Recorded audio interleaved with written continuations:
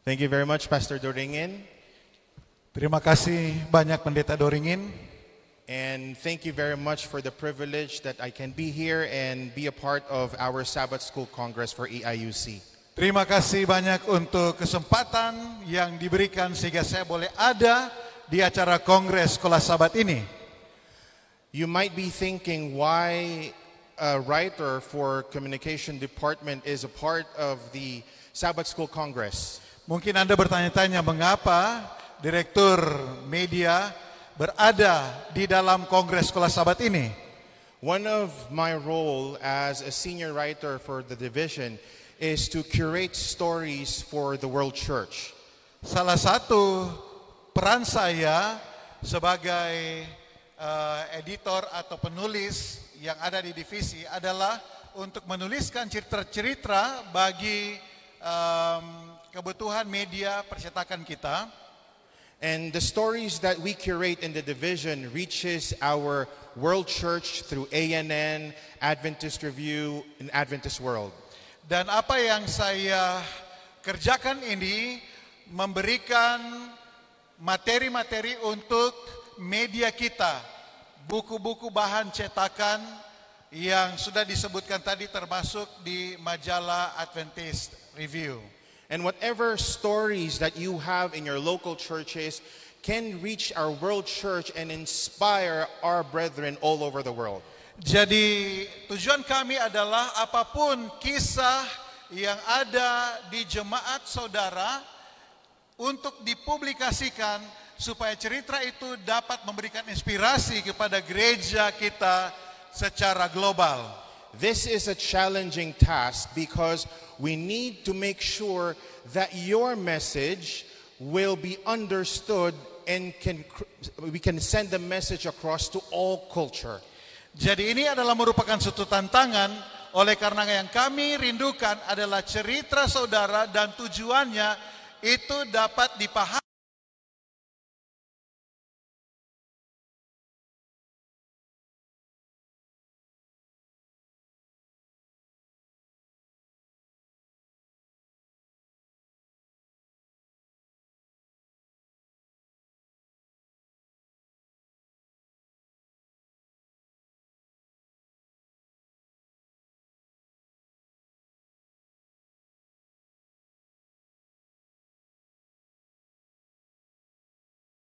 global. That leads us to this meeting or this topic that I'm going to share to you this morning. Dan ini menuntun untuk topik kita pada pagi hari ini untuk kita dapat lebih memahami dan tujuan kita dapat dipahami oleh umat secara keseluruhan. How are we going to make our Sabbath school lesson relevant to a challenging, certain, intelligent group of people? Bagaimana membuat pekabaran khususnya pelajaran sekolah Sabat ini dapat menjangkau salah satu kelompok generasi yang memiliki kemampuan yang luar biasa. Brothers and sisters, there is a huge population in the world today that is highly intelligent, highly technical. They are full of skills and we need to reach them and be part of the world church. Ada satu generasi yang sangat besar jumlahnya. Mereka ini terkenal dengan generasi yang memiliki intelektualitas yang sangat cemerlang. Mereka memiliki wawasan yang luas dan kita perlu untuk menjangkau mereka. However, it's not going to be an easy task because we need to find ways on how to make the message of God reach their hearts. Namun agar supaya pekabaran ini, pekabaran Tuhan dapat menjangkau mereka, ini bukanlah hal yang mudah agar mereka memahami pekabaran Tuhan dan menyentuh hati mereka. I'm talking about the millennials, the Gen Zs. Saya maksudkan adalah generasi milenial atau generasi Z. How many of you have children who were born between the 1980s to 2000? Berapa di antara kita yang punya anak-anak yang lahir di antara tahun 80 sampai dengan tahun 2000? Boleh. Can you raise your angkat hand? Only tangan. a few? Oke, ada beberapa. Raise your hands. Angkat lebih tinggi supaya dapat dilihat. All right, there you go. Oke, bagus. So it seems like most of us have children between this age group. Jadi sepertinya masing-masing kita mempunyai anak-anak yang berada pada usia ini.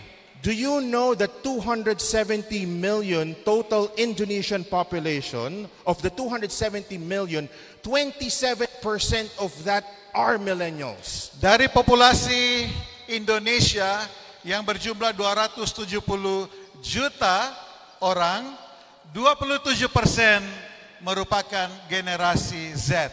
So look at this, 27% are Gen Zs, Jadi 27% adalah generasi Z, 25% are millennials, 25% adalah generasi milenial, and 21% are Gen X. dan 21% adalah generasi X. So with these population in mind, we have a very young population. Jadi dengan gambaran ini kita dapat melihat bahwa populasi kita adalah generasi yang muda. While we enjoy the Sabbath school lesson that we have every Sabbath, Sementara kita generasi yang tua senang sekali dan menikmati pelajaran sekolah Sabat dari waktu ke waktu, we need to ask ourselves, are we able to send the message that the Sabbath school lesson has to a greater audience? pertanyaannya adalah apakah cara kita yang kita lakukan dari waktu ke waktu di waktu yang lalu itu, dapatkah pelajaran yang penting ini dipahami oleh generasi yang jumlahnya sangat besar ini? We grew up in a mindset that the Sabbath school lesson is entirely for Seventh-day Adventists. Kita hidup dengan satu pemahaman bahwa pelajaran sekolah Sabat itu adalah milik eksklusif dari anggota-anggota gereja Advent. But we need to understand that the Sabbath school lesson is also a resource, a tool that we can use to share Jesus to others. Amen? Tetapi kita harus ingat bahwa pelajaran sekolah Sabat ini adalah bahan yang sangat penting agar kita bisa menjangkau orang-orang yang lain. The message of the Sabbath school lesson, the message of God, is not only for the Seventh-day Adventist Church, but for the entire world. Bahwa pekabaran sekolah Sabat yang ada di sekolah Sabat itu bukan hanya kepada orang Advent saja, tetapi untuk semua generasi dan seluruh umat manusia. And that includes the Gen Zs, the Millennials, the Gen X alike. Dan ini termasuk mereka yang ada pada generasi Z, generasi milenial, dan generasi X. Now let us find out what are the characteristics of these millennials. Nah, mari kita pelajari sifat-sifat karakter apa yang ada pada generasi ini. First, they are born between the 1980s to 2000. Pertama, mereka adalah generasi yang sudah lahir di tahun 1980 sampai tahun 2000. Most millennials feel unattached. They don't want to feel engaged to any certain group. Nah, perasaan dari generasi ini, mereka mau hidup mandiri, terpisah. Mereka tidak mau terasosiasi dengan kelompok tertentu. Next is that they are tech savvies. They love technology. Dan berikut, ciri khas mereka adalah mereka sangat luar biasa, mahir dan paham dengan teknologi. So if you see one person spending so much time using their cell phones, most likely he is a Gen Z. Jadi kalau Anda melihat ada orang yang meluangkan waktu banyak dengan teks dan melihat gadget mereka, maka Anda dapat katakan, oh itu adalah generasi Z. I would assume that most of your communication leaders in your respective local churches, persons who utilize the projectors or fix the audio, are also millennials. Dan kalau kita melihat di gereja-gereja kita yang selalu senang untuk terlibat di dalam mengaktifkan atau mengatur, kita punya PowerPoint dan juga menggunakan laptop, adalah generasi Z. And I can confidently say that these group of young men, young people, individuals are really strong in terms of technology. Dan saya dapat pastikan bahwa generasi Z ini adalah mereka sangat kuat, faham dengan teknologi. These millennials, they crave for work and life balance. Generasi ini mereka sangat mau untuk bekerja dan juga mereka paham untuk memiliki balance, keseimbangan di dalam kehidupan mereka. You know what, Pastor? I grew up with a mindset that as soon as I start working at 8, I love to work even after 5, doing overtime work. Jadi saya sudah bertumbuh dengan satu ide bahwa kalau saya sudah mulai bekerja, dari pagi hari saya akan tetap bekerja sampai malam hari. And sometimes even if we don't want to work overtime, we are required to work overtime. Dan bahkan ketika kita tidak harus lembur, kita dituntut untuk melakukan pekerjaan ekstra, lembur. But the millennials, the Gen Z has given importance in giving life and work balance in their schedules. Tetapi generasi Z ini mereka menaruh perhatian yang sangat tinggi terhadap keseimbangan antara bekerja dan keseimbangan untuk kehidupan mereka, kegiatan lainnya. Probably you know some young people or millennials between these age groups that they rather have work freelance rather than to be engaged in a regular work. Kita dapat mengenal mereka, generasi ini lebih senang untuk bekerja dengan cara yang freelance, tidak mau terikat kepada satu perusahaan tertentu dengan aturan yang kaku. That's why we have freelance writers. That's why we have vloggers in YouTube. That's why we have people who are engaged in social media because they can handle their time by themselves. Itulah sebabnya kita melihat generasi ini banyak yang menulis secara freelance, banyak yang menjadi vloggers, mengatur waktu mereka secara sendiri atau pribadi. Next, millennials love collaboration. Nah, generasi milenial ini mempunyai ciri khas, mereka senang untuk bekerja bersama-sama. Before, we grew up with the concept that I can do this as long as I can finish this work, I will do this by myself. Tentu di waktu lalu kita punya pendapat bahwa saya harus melakukan pekerjaan saya dengan sungguh-sungguh dan menyelesaikannya secepat mungkin dengan kemampuan saya.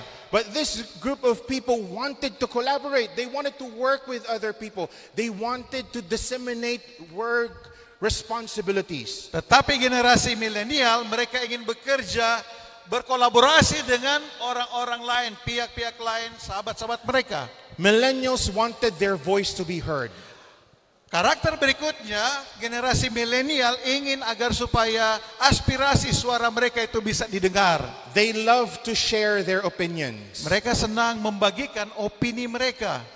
Have you noticed for those parents who have children who's between this age group, they are opinionated about certain things and would love to share their ideas. Nah, bagi orang tua yang memiliki generasi ini, kita dapat melihat bagaimana antusias mereka untuk membagikan pemikiran dan ide mereka. But sometimes as parents, their ideas doesn't go with the way of our thinking, so we deem it as wrong, right? Dan terkadang ketika mereka sudah membagikan ide mereka, ini tidak masuk akal, tidak sesuai dengan cara kita berpikir dan kesimpulan yang sudah kita ambil dari waktu-waktu yang lalu. So we need to find a way to bridge this difference. Jadi tugas kita adalah untuk menjembatani perbedaan ini. They want to keep on learning. Generasi ini punya karakter yang berikut adalah mereka ingin untuk terus belajar dan terus belajar. So friends, if you see a person spending so much time in social media or maybe spending so much time in the internet, think again. Maybe some of them are just having fun, but some of them are also learning. Jadi kalau kita melihat ada generasi ini yang meluangkan waktu begitu banyak di media mereka, di internet, jangan kita langsung mengambil kesimpulan, oh mereka hanya bersenang-senang. Tetapi banyak di antara mereka yang mau mempelajari sesuatu dan terus menggali informasi agar mereka boleh mendapatkan ilmu atau mau belajar lebih banyak lagi. We cannot judge them just because of what we see. Kita tidak dapat menghakimi mereka hanya karena kita melihat mereka seperti itu. We need to find a way to build relationship with them and understand their culture. Kita harus mencari cara untuk membangun hubungan dengan mereka dan memahami kultur kebudayaan generasi ini. This is what Apostle Paul did in the accounts of chapter 14 and 17 of Acts. Jadi ini yang dibuat oleh Rasul Paulus di dalam kisah 14 dan 17. Paul was able to contextualize God's message so that he can reach to different people groups, Jews, Greeks, and what have you. Jadi Rasul Paulus berupaya untuk membuat kontekstualisasi pekabaran Injil agar supaya orang-orang yang bukan Yahudi, orang-orang yang lain dari bangsa lain dapat memahami akan pekabaran Tuhan. Please don't get me wrong. God's message from the beginning of time until the end of time will always be the same. Jangan saudara salah paham apa yang saya katakan ini, bahwa kontekstualisasi, bahwa pekabaran Tuhan dari dulu sampai sekarang tetap sama, tidak berubah. But the strategies that we will use will have to be developed so that it can reach more people for Jesus in changing generations. Tetapi cara bagaimana agar supaya pekabaran ini dapat menjangkau banyak orang dan merubah akan kehidupan mereka, harus kita cari strategi yang lebih baik dari waktu ke waktu untuk menjangkau orang-orang. I'd like to go back to the example that Pastor Salainti gave last night. Saya mau kembali kepada contoh yang sudah disampaikan tadi malam. According to the statistics and research of the Adventist Church, jadi menurut statistik dari gereja kita, of the 10 newly baptized, 4 of those leave the church. Dari 10 orang yang dibaptiskan, ada 4 yang akhirnya meninggalkan gereja. Friends, that is a huge challenge for us. Oh, ini adalah tantangan yang besar bagi kita semua. There is something that we are doing that might not be working anymore. Barangkali ada hal yang kita selama ini kita buat, tetapi sudah tidak relevan lagi. And through prayer and fasting and listening to God's word through the scripture, jadi melalui doa, berpuasa, dan melalui kita mencari tuntunan Tuhan melalui firman-Nya, we need to develop strategies to reach the growing population of millennials in this generation. Kita dapat mencari cara bagaimana untuk menjangkau mereka yang tidak bersama dengan kita, bahkan generasi milenial. So what did Paul do during his time? How did he contextualize the message? Jadi bagaimana kontekstualisasi ini dilakukan oleh Rasul Paulus? It says here, in both instances, Paul bridges to his hearers. Disebutkan di sini bahwa di dalam setiap contoh-contoh Rasul Paulus menjadi jembatan menghubung pekabarannya dengan para pendengarnya.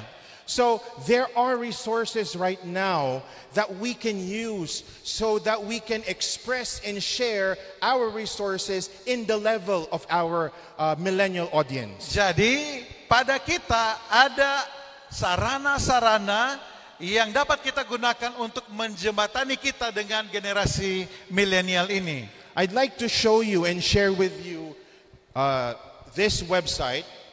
Nah, saya mau bagikan dan menunjukkan pada saudara-saudara website ini yang digunakan untuk menjangkau para milenial. Mungkin saudara-saudara perlu mengunduh akan app ini. Ya, jadi tersedia di App Store. This is called the Inverse Bible or Inverse. Ini disebut dengan Inverse atau Alkitab Inverse. Can you still remember the CQ or Collegiate Quarterly? Collegiate Quarterly, CQ.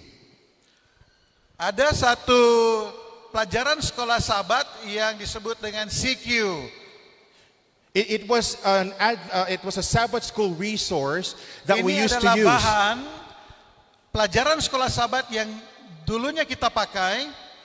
And it is a Sabbath school lesson intended or contextualized for the millennial, for the young adults. Jadi ini adalah seri pelajaran sekolah Sabat yang digunakan secara khusus yang ditujukan untuk generasi milenial.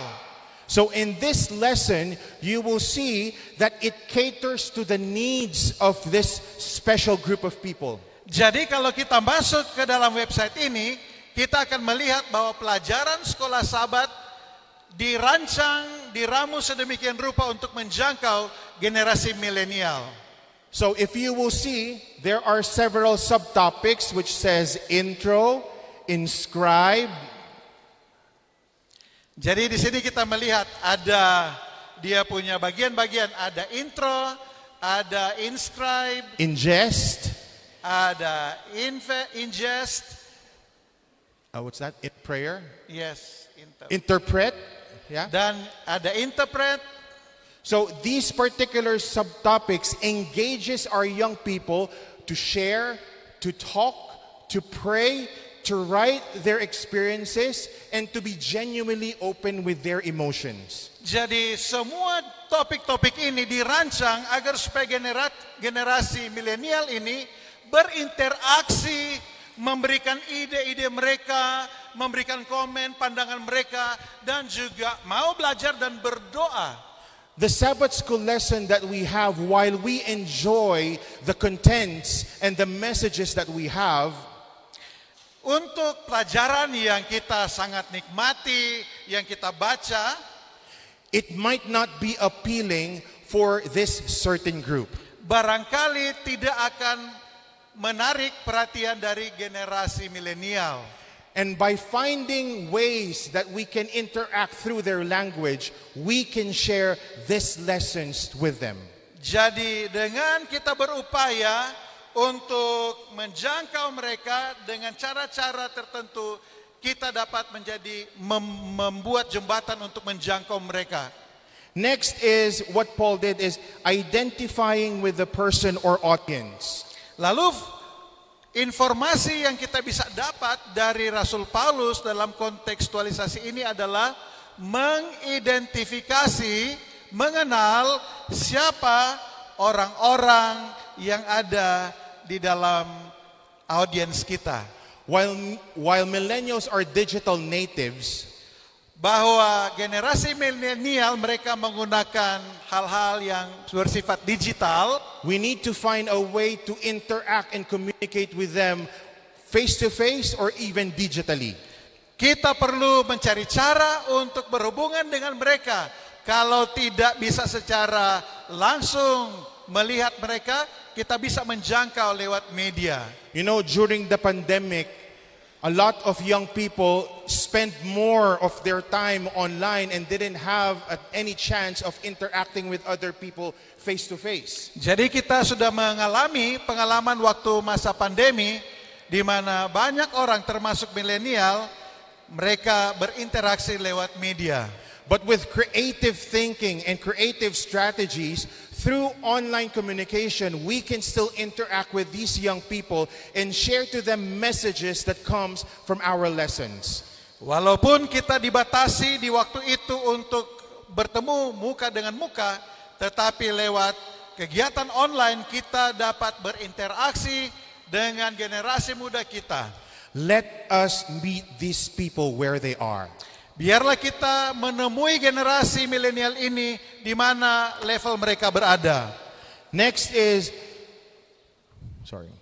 not the modification but the translation of divine truth into a language his audience understands. Jadi konteks yang harus kita ingat dari apa yang dibuat oleh Rasul Paulus adalah bukan memodifikasi akan Alkitab, tetapi dengan cara menerjemahkan kebenaran Tuhan itu di dalam bahasa yang dapat dimengerti oleh para audiens pendengarnya. Let us try to translate our messages through practical examples and experiences so people can relate. Jadi kita berupaya untuk menerjemahkan akan pekabaran Tuhan melalui cara-cara tingkah laku contoh yang dapat kita berikan, yang dapat dipahami oleh generasi milenial.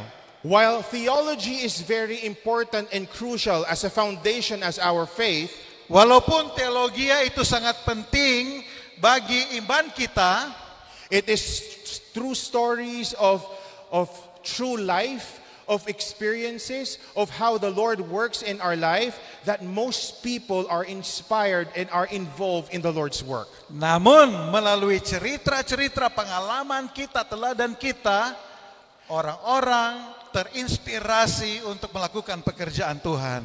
Remember, Jesus told stories through object lessons. Ingat, Yesus menceritakan cerita-cerita melalui perumpamaan untuk menjadi pelajaran bagi pendengarnya. And through these simple stories, a lot of people's lives were changed. Walaupun cerita ini hanya sederhana, tetapi begitu banyak kehidupan orang telah dirubah. It's not just through theology that people's lives are changed. Bukan hanya melalui khotbah-khotbah teologi, kehidupan orang berubah.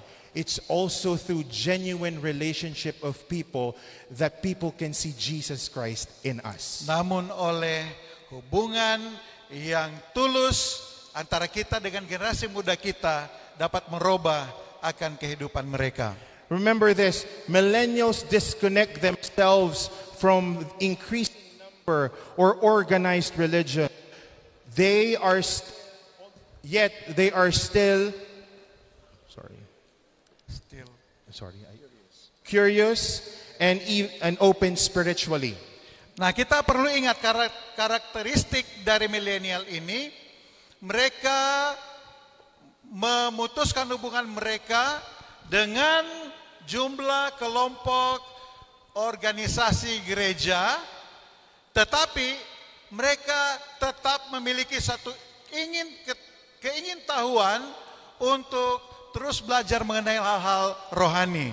Do you know that during the pandemic, there was a point in time in Google wherein the highest search, Pastor, is what is my life's purpose? Nah, di masa pandemi ini telah dilakukan sebuah survei dan mereka temukan bahwa di masa pandemi ini ada hal-hal yang dicari oleh orang-orang dan yang paling banyak dicari adalah apa purpose, maksud dan tujuan dari kehidupan kita. During that time, a lot of people were searching in Google for answers about what is their life after death.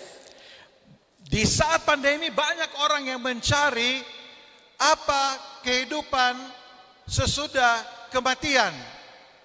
And when they search it in Google, we're not sure if they can see at the very first topic if it's an Adventist content. Jadi yang menjadi pertanyaan adalah ketika begitu banyak orang mencari informasi tentang apa yang akan terjadi sesudah kematian, apakah yang mereka temukan adalah informasi dari gereja Advent atau dari informasi yang lain? You know, people are searching for answers, but they are not just vocal about it. Begitu banyak orang yang mau cari tahu jawaban terhadap hal rohani, tetapi mereka enggan untuk mengungkapkannya secara langsung. They wanted to know if there is still hope and healing despite the challenging world. Mereka ingin tahu apakah masih ada kesembuhan, ada harapan di tengah-tengah tantangan dunia pada waktu itu. That's why it is our goal as a church that we share to them Jesus Christ, that we share to them that there is hope and healing in Jesus. Itulah sebabnya gereja kita memiliki tantangan untuk membawa harapan kepada mereka dan memberikan informasi bahwa ada kesembuhan di dalam Yesus Kristus. Remember, there are more than 1 billion millennials around Asia as of 2018. Ingat bahwa ada lebih dari 1 miliar generasi milenial di Asia sesuai dengan statistik di tahun 2018. Jesus Christ will come when the message is told around the world. Yesus akan datang apabila Injil ini sudah disebarkan ke seluruh dunia. And we have to use every means possible, even our Sabbath school lessons, to minister the message of Christ to other people. Dan kita harus menggunakan berbagai informasi atau bahan yang kita miliki untuk menyampaikan pekabaran ini bahkan melalui pelajaran sekolah Sabat.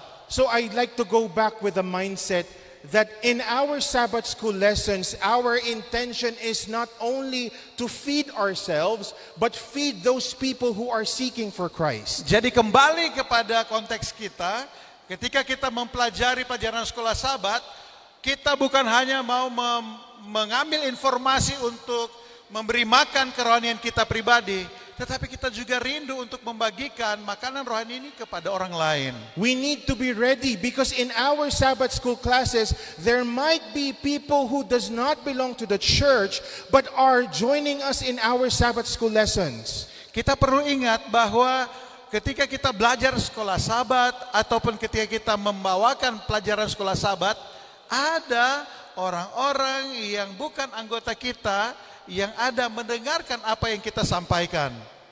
And just like them, we too are sinners who wanted to hear about the gospel message. Dan sebagaimana kita sebagai orang berdosa, mereka juga orang berdosa yang memerlukan pekabaran yang dapat mereka pahami agar mereka dapat memperoleh keselamatan itu. So what do we need to do? How can we reach out to this group of people? Jadi apa yang dapat kita buat untuk menjangkau generasi milenial ini? Here are 9 things that I would like to suggest to our churches, to our leaders, to our members. Jadi ada 9 hal yang ingin saya bagikan kepada anggota jemaat, kepada pendeta, pemimpin gereja kita. First, we emphasize on practical applications. Yang pertama ingat, kita harus memberikan aplikasi yang praktis. We set examples that are doable. Set examples that are doable. Kita harus memberikan teladan yang dapat juga mereka lakukan. Cite illustrations that people can actually understand and see that it's true. Kita mengungkapkan hal-hal yang mudah untuk dipahami dan mereka dapat mengikuti akan kebenaran yang kita sampaikan. You know, millennials read very, very often. Anda perlu tahu bahwa milenial ini gemar untuk membaca, sering sekali membaca. And when you tell them something, they can tell if you are lying or if you are genuine. Jadi kalau kita memberikan satu ilustrasi atau satu fakta, mereka cepat sekali untuk mengetahui apakah yang kita berikan itu adalah fakta yang benar ataukah sesuatu yang tidak benar. And so when we discuss topics with them, talk with intelligence, talk with genuine desire of really talking with them and have a relationship with them. Jadi kalau kita menyatakan kebenaran, mengajarkan Injil kepada mereka, kita harus mengatakan itu dengan baik, benar, dan tulus. Jangan sampai mereka mencari informasi tersebut di internet lalu mereka temu, oh itu tidak benar. Jadi kita harus membawakan secara tulus dan mudah untuk mereka pahami sehingga mereka dapat menerima kebenaran tersebut. Second is let us try to incorporate technology. Yang kedua adalah kita menggabungkan teknologi di dalam kita membawakan kebenaran Tuhan ini. While I value bringing Bibles inside the church, saya secara pribadi sangat menghargai untuk memegang Alkitab, buku Alkitab untuk datang ke gereja. I am also a believer that our cell phones, our digital technology can never replace the written Bible. Saya yakin bahwa kita punya Alkitab ini tidak dapat digantikan dengan Alkitab yang ada di cellphone kita. While that is very important, we also need to find ways that these millennials can enjoy the Bible with what they have. Tetapi kita harus ingat juga bahwa bagaimana agar supaya generasi milenial ini dapat menikmati Alkitab mereka sesuai dengan apa yang mudah untuk mereka akses, yang ada di tangan mereka. The bringing of the Bible for the millennials is not something that we force them to do. Jadi untuk membawa Alkitab ini bukanlah satu yang harus kita paksakan kepada generasi milenial. But it is through experience and the working of the Holy Spirit and prayer that their lifestyles can be changed, and eventually they will find importance in bringing the Bible to the church. Jadi dengan informasi, doa, dan penyerahan yang sungguh-sungguh ketika kita berhubungan dengan mereka, diharapkan ketika mereka sudah memiliki akan keyakinan tentang pentingnya Alkitab, mereka boleh akhirnya membawa Alkitab ini bersama dengan mereka ketika mereka datang ke gereja. And while these millennials are still in that spiritual journey, we are just thankful and happy that through this Bible technology that they have in their cell phones, in their iPads or laptops, that is already drawing them closer to Jesus. Jadi walaupun mereka belum memegang Alkitab seperti ini ketika mereka datang ke gereja, tetapi kita harus bersyukur oleh karena dengan gadget yang ada pada mereka, ketika kita memberikan kepada mereka arahan, tuntunan, doa, penuntun bagi mereka, teladan pada mereka, diharapkan mereka akhirnya dapat mencintai akan Alkitab yang dapat mereka bawa ke dalam rumah Tuhan. It is not wrong, but these are tools that can help them to transition from their current lifestyle to a lifestyle that we have inside the Adventist Church. Jadi membawa Alkitab yang seperti ini ya bukanlah hal yang salah, tetapi ini menjadi transisi bagi mereka supaya mereka satu saat boleh memiliki penghargaan terhadap buku Alkitab untuk mereka bawa ke gereja. Third one is we encourage discussion. Oke, prinsip yang ketiga adalah kita harus mengupayakan agar mereka terlibat dalam diskusi. This group of young people would love to talk. Generasi milenial ini senang sekali untuk berbicara. They love to talk about life. They want to talk about their families. They want to talk about their work. Mereka senang berbicara tentang kehidupan mereka, tentang keluarga mereka atau pekerjaan mereka. They want to hear your thoughts about the church. They wanted to hear how you're reaching out to other communities. They wanted to be a part of a circle. Mereka senang ketika kita berbicara tentang gereja kita, tentang program-program di gereja, dan juga bagaimana kita menjangkau orang-orang yang ada di sekitar kita. Do not be intimidated nor be intimidated by them. Jangan kita terintimidasi oleh mereka ataupun kita menjadi orang yang menjadi intimidasi bagi generasi milenial ini. But just like meeting new friends wherein you intend to build relationship with them, talk to them as a friend.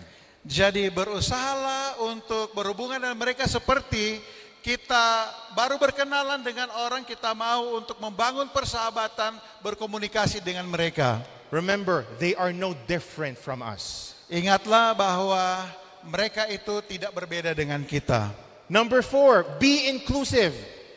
Yang keempat, untuk menjangkau generasi milenial ini, kita harus merangkul mereka. I grew up in church with an understanding of all the things that we cannot do. We do not eat pork, we do not do this, we go do this and do that and do this. Saya dibesarkan di gereja, dan gereja Advent yang saya kenal adalah gereja yang tidak boleh ini, tidak boleh itu, tidak boleh ini dan itu. And these set of lists of to do things sometimes creates a barrier that separates the Adventist church to the world. Dan larangan-larangan seperti ini, apa yang boleh dan apa yang tidak boleh, sebenarnya telah membangun tembok yang memisahkan kita gereja dengan orang-orang yang ada di luar sana. And if we will start presenting the Bible or the Sabbath school lesson through these lists, we already stopped communicating to this group of people. Dan kalau cara kita membawakan pelajaran sekolah Sabat dengan memperkenalkan jangan buat ini boleh, ini tidak, kita sedang memisahkan diri kita dengan generasi milenial. I think it's time that we be more inclusive rather than to be exclusive. Jadi saya berpikir inilah saatnya bagi kita untuk lebih merangkul, terbuka daripada kita menjadi inklusif. Inclusivity involves our young people, our millennials in the church, even millennials outside of the church to be interested on what we do. Jadi kalau kita merangkul akan membangun minat dari mereka yang sudah ada di gereja maupun minat dari mereka milenial yang ada di luar dari gereja. Number 5 is provide relevant examples. Yang kelima, kita menyediakan contoh-contoh yang relevan. You know what? In the Philippines, we have this group called Grow Community. Can you say again? Grow Community. In the Philippines, we have a group of young people who's called Grow Community. Di Filipina ada satu kelompok orang-orang muda yang menamakan kelompok mereka sebagai komunitas yang bertumbuh.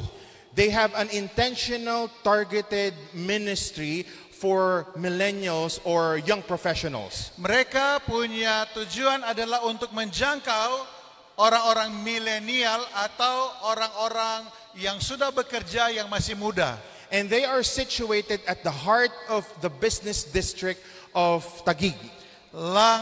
Mereka ini, kelompok ini dibuat pada pusat ibu kota di Manila.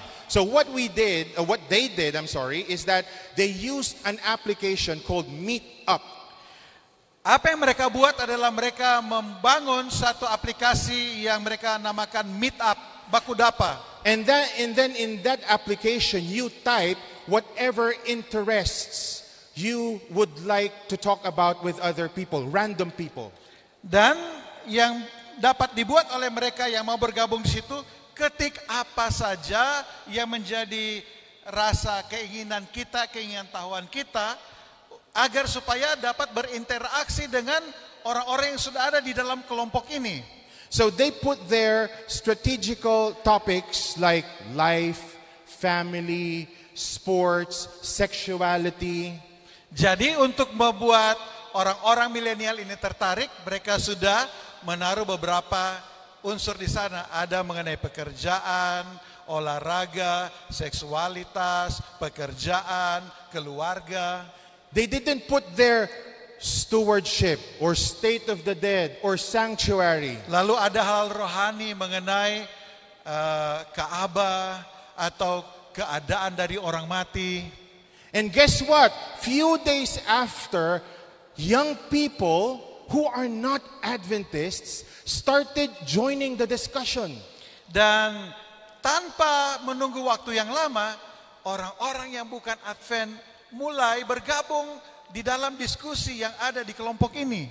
They started joining the meeting at the heart of that business district. Dan mereka bukan hanya berkomunikasi lewat media, tetapi akhirnya mulai bertemu di jantung kota itu. They started attending Sabbath worships without even knowing that it's Sabbath.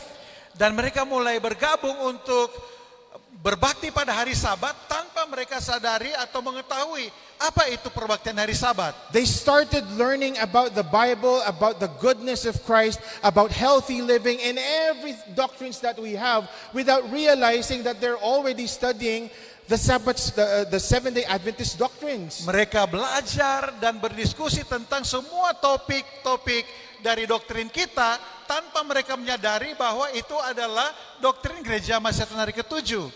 And at the end of what? It's not in 2 weeks, 3 weeks, but after years of consistent positive relationship. Dan hasil yang diperoleh ini bukan hanya dalam waktu singkat, tetapi berbulan-bulan bahkan bertahun-tahun setelah mereka mengadakan diskusi, berinteraksi. These people will come to the organizers and say, I want to get baptized. Orang-orang ini akhirnya datang kepada yang membuat atau para admin dan mereka katakan, saya rindu untuk dibaptiskan. They were not invited, nor were they asked if they want to get baptized. Mereka tidak diundang atau tidak diminta, maukah saudara dibaptiskan? It was their decision. It was the working of the Holy Spirit through positive relationship. Itu adalah keputusan mereka pribadi, itu adalah pekerjaan Roh Kudus untuk mereka mengambil keputusan yang baik. And I can see that it was through the relationship and consistency of the character that the organizers had, they were able to share Jesus Christ with them. Jadi melalui kesetiaan mereka dari para organizers ini dan hubungan yang baik, maka mereka mendapatkan hasil-hasil yang baik pula. Next is foster community.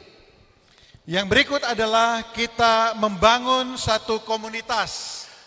Cara pendekatan kepada generasi muda, sekali lagi kita harus membangun komunitas. Let us establish community of honesty. Mari kita membangun satu komunitas yang menjunjung tinggi kejujuran. A community wherein people can be honest and be themselves. Komunitas dari orang-orang yang jujur tentang kehidupan mereka, without compromising the beliefs that we have as a church. Tanpa kita harus mengkompromikan, mengurangi akan kepercayaan kita. I can tell if a friend is honest with me, if he is genuinely concerned about my condition in all aspects of my life. Saya dapat dengan mudah mengenal kepada orang-orang yang betul-betul jujur dengan kehidupannya dan dengan kehidupan kerohaniannya. That no matter how brutally honest that friend will be, he is just concerned about me. Tidak peduli betapapun yang saya buat mungkin tidak disukai oleh orang tersebut, tetapi saya dapat melihat bahwa orang itu memiliki ketulusan di dalam menjalin hubungan dengan saya. Let us also use multimedia. Use pictures and videos in your Sabbath school lessons. Yang ketujuh, untuk menjangkau milenial ini, kita harus menggunakan multimedia. While we already have our written Sabbath school lesson books, tatkala kita sebagai anggota jemaat menggunakan buku-buku sekolah Sabat kita, our Sabbath school lesson applications consists of audio lessons that we can use to interact with people with disabilities. Pelajaran sekolah Sabat yang menggunakan aplikasi di dalam bahasa Inggris juga menyertakan pelajaran sekolah Sabat secara audio yang dapat menjangkau orang-orang yang memiliki kendala, dalam hal ini mungkin tidak bisa melihat.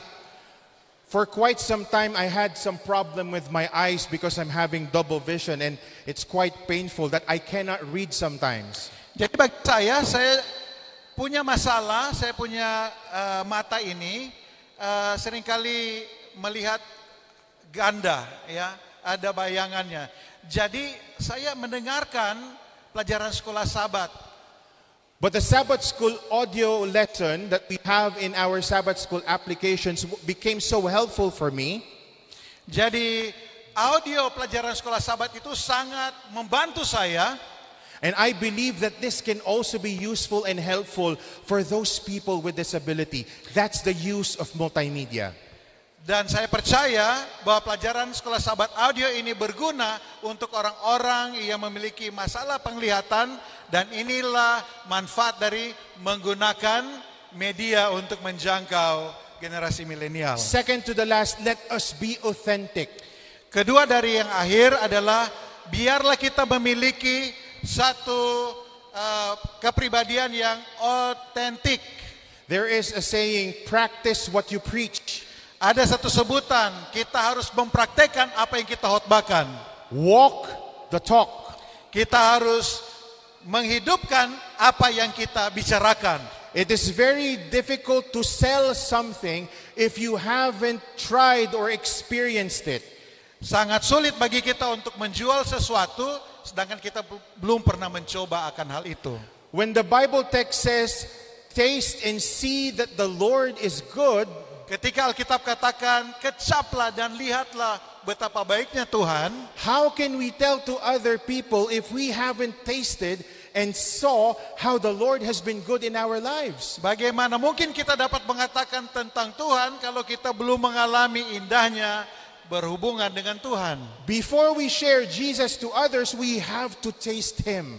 Sebelum kita membagikan Yesus pada orang lain, kita harus mengalami pengalaman dengan Yesus. We need to justify and tell other people how sweet the Lord is. Kita perlu untuk memiliki pengalaman sehingga kita dapat mengatakan sungguh manis berjalan dengan Yesus. That way, these people, the millennials, the young people, this age group will understand what we truly mean. Dengan demikian, maka generasi muda kita milenial mereka dapat memahami apa yang sebenarnya sedang kita katakan kepada mereka. And more importantly, focus on relationships. Dan yang penting, yang paling penting ini bagian akhir adalah berfokus pada hubungan. We don't just reach out to them whenever we are free. We don't just reach out to them whenever we are free. Kita tidak hanya menjangkau mereka ketika kita nanti kalau sudah ada waktu sisa baru kita ada upaya untuk menjangkau mereka. Just like in any Bible study experiences that we have, we need to be intentional. Kita harus betul-betul memiliki satu keseriusan di dalam menjangkau generasi milenial. Let us find a way to sit down with them, to mingle with them, to know their needs, just like Jesus did. Kita perlu mengasingkan waktu kita supaya kita boleh duduk, berinteraksi, bergaul dengan generasi. Remember, Jesus Christ Himself valued relationships even more. Ingatlah bahwa Yesus Kristus sangat menghargai hubungan dengan orang-orang berdosa. He was more interested in healing the sick, visiting those who are imprisoned, those people who wanted to seek hope and healing. He's more interested to that. Dia sangat tertarik untuk berhubungan langsung, menyentuh orang sakit, mengunjungi orang-orang yang menderita dalam penjara. Dia sangat tertarik dengan hubungan langsung dengan orang-orang yang berdosa. I'd like to read with you this statement. It says here, given this generation, I wasn't able to read it again. Sorry. Ada kutipan dalam bahasa Inggris yang sangat tinggi. Here. Jadi saya harus translate dan membacanya. Okay, here. Okay, kita ikuti. Given this generation's propensity for and familiarity with a great controversy-like narrative, given their penchant for the metaphysical or spirituality over organized religion, mengingat kecenderungan dan gaya generasi milenial dengan tantangan yang besar seperti kerinduan mereka akan hal-hal metafisika lebih daripada hal rohani atau agama yang terorganisir,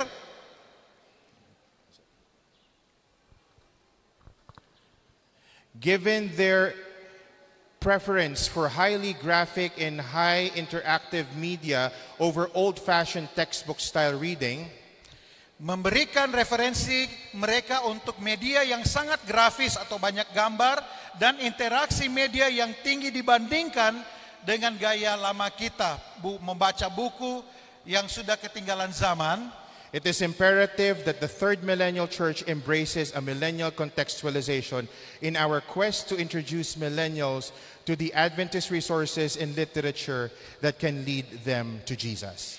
Adalah penting bagi gereja milenial ketiga atau bagi umat Tuhan pada zaman ini untuk melakukan kontekstualisasi milenial dalam upaya kita untuk memperkenalkan kepada generasi milenial bahan-bahan yang tersedia di gereja kita dan buku-buku literatur yang dapat menuntun mereka kepada Kristus. Friends, before I end, it is very important that we reach out to every facet of our society, from young to old. Sahabat-sahabatku, sebelum saya mengakhiri pembicaraan saya mau ingatkan adalah penting menjangkau seluruh umat manusia, teristimewa mereka generasi muda. just like us, they too need Jesus Christ. Seperti kita generasi tua, mereka memerlukan Yesus Kristus. And let us find any possible tool to utilize that we can share Jesus through these different resources. Marilah kita menggunakan berbagai hal yang tersedia untuk menjangkau mereka agar mereka dapat mengenal Yesus. It is our prayer that in any age group, any culture, any belief, any religion, any color, any race, we will contextualize Christ's method of love to other people in this end time generation. Adalah doa kita bahwa kita dapat menjangkau mereka baik usia yang berbeda ataupun agama yang berbeda dengan metode, dengan cara, dengan bahan yang tersedia agar mereka dapat mengenal Yesus. This is my prayer. Ini adalah doa saya. Amin.